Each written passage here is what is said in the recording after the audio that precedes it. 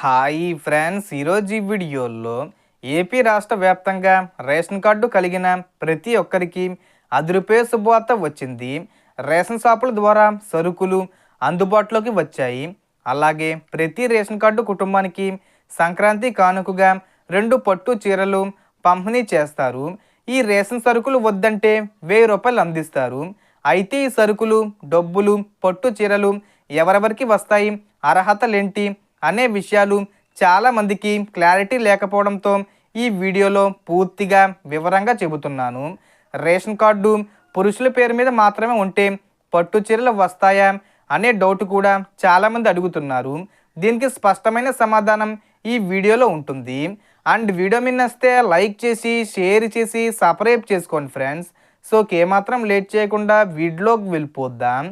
So విషయానికి వస్తే AP రాష్ట్రానికి చెందిన తెల్ల రేషన్ కార్డు కలిగిన ప్రతి కుటుంబానికి చంద్రన్న కిట్లు అందిస్తారు.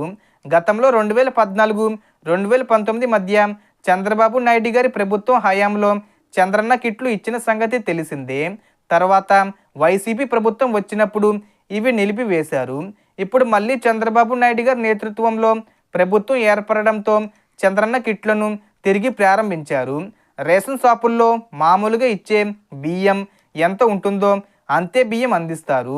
అదనంగా 6 రకాల సరుకులు కూడా ఇచ్చే అవకాశం ఉంది. అవి బెల్లం, కందిపప్పు, శనగపప్పు, చక్కెర, గోధుమలు మరియు పిండి. వీటిలో ఎక్కువ సరుకులు ½ కేజీ చొప్పున ఇస్తారు. గోధుమ పిండి మాత్రం 1 కేజీ ఇస్తారు. కానీ దీనికి ప్రభుత్వం నిర్ణయించిన ప్రకారం రూ. 20 చెల్లించాలి. ఎందుకంటే గోధుమ పిండి ఖర్చు ఎక్కువగా ఉందని ప్రభుత్వం తెలిపింది.